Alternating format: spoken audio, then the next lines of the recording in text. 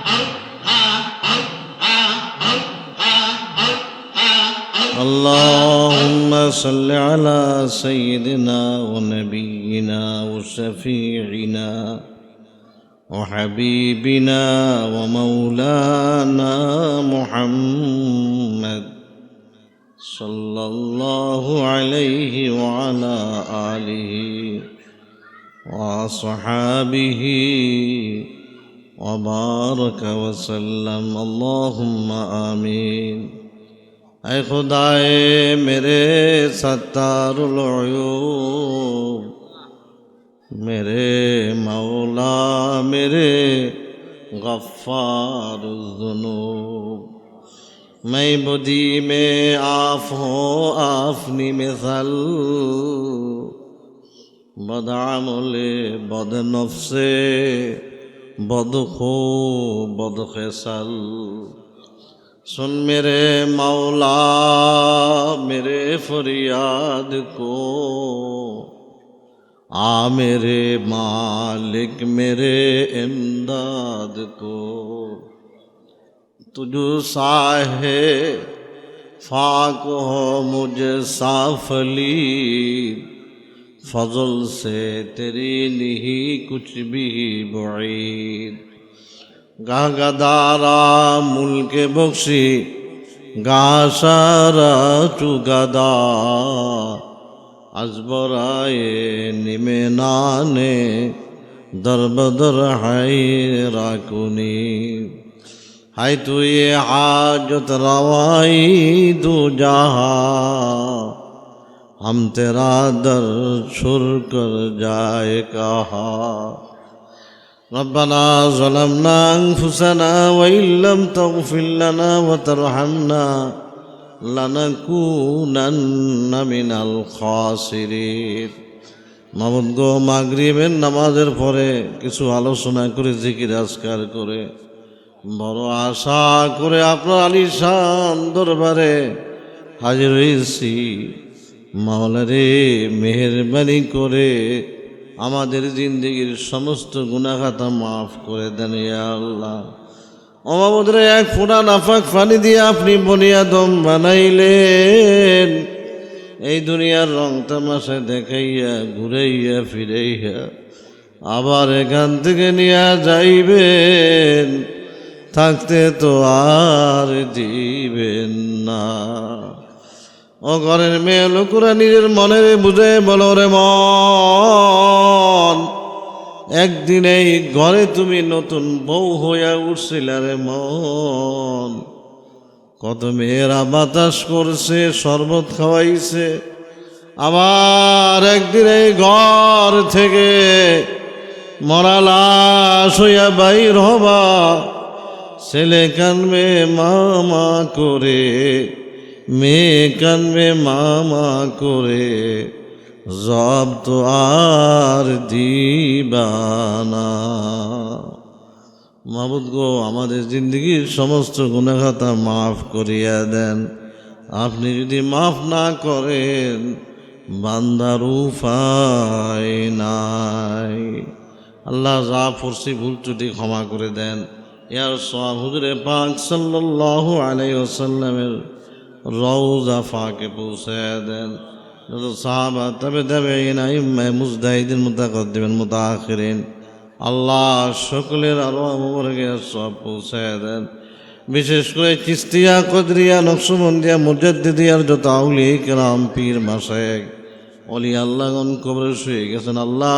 সকলের আরো মোবারকে সওয়াব পৌঁছে দেন তরিকা সমূহের ফায়জ ও নেয়ামত বরকত আমাদেরকে দান করেন ইয়া আল্লাহ আল্লাহ আমার আব্বা আমার রুহিয়ার সওয়াব পৌঁছে দেন তাদের কবরখানাকে জান্নাতের টুকরা বানায় দেন দাদি জানাজারি চাচা চাচি খালা খালু নানা নানি আত্মীয় স্বজন আমার মুরিদান মুহিব্বিন মুতাআল্লিকিন উস্তাদ শাগরিদ যারা এই মাহফিলে এসেছিলেন আজকে কবরবাসী হয়ে গেছেন আল্লাহ তাদের রুহে আর সওয়াব পৌঁছে দেন সকলের রুহে আর সওয়াব পৌঁছে দেন তাদের কবরখানাকে জান্নাতের টুকরা বানায় দেন আজকে যারা হাজির হয়েছেন সকলের মা বাপ আত্মীয় স্বজনদের রুহে আর সওয়াব পৌঁছে দেন तमाम पृथिवीर माटिर निज যত মোমেন মোমেনাত মুসলিমিন মুসলিমাত যারা কবরবাসী সকলের রুহিয়ার সব পৌঁছায় দেন, তাদের কবরখানাকে জান্নাতের টুকরা বানায় দেন।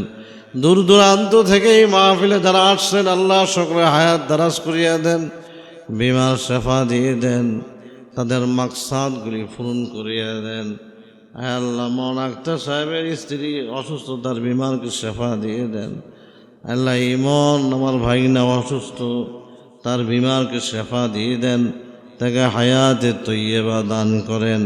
এই দরবারে খানকাতে যে যে মাকসাদে আসে আল্লাহ সকলের মাকসাদ আপনি রহমত দ্বারা পূরণ করিয়ে দেন, সকলের বিমার শেফা দিয়ে দেন। আল্লাহ অনেকে মুসিবতে পরে আসে, তাদের মুসিবত দূর করিয়ে দেন।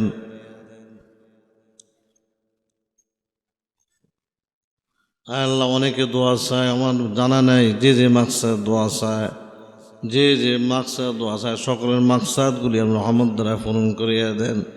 আল্লাহ আগামীকাল পরশু দিন বুধবার সকাল পর্যন্ত মাহফিল চলবে। আল্লাহ আপনি রহমত দ্বারা মাহফিলকে পরিচালনা করিয়েন, যত কিছু প্রয়োজন হয় সব আপনি ব্যবস্থা করিয়ে দিয়েন। আল্লাহ ওলামায়ে কেরামদের ওলামায়ে হযরতদের জবান থেকে এরকম কথা বের করে দিয়েন যাতে মানুষগুলি নামাজি হয়ে যায়, মা বোনরা পর্দায় ঢুকিয়া যায়। আল্লাহ সারা বিশ্বের সকল মানুষকে আপনি হেদায়েত দিয়ে দেন। আমাদের দেশে হেদায়েতের হাওয়া চালু করেন, বদ্দিনী হাওয়াকে আপনি বন্ধ করিয়ে দেন। আরহামনা মাআহুম, মাওলা আমাদের শেষ কালাম যেন হয় লা ইলাহা ইল্লাল্লাহু মুহাম্মাদুর রাসূলুল্লাহ।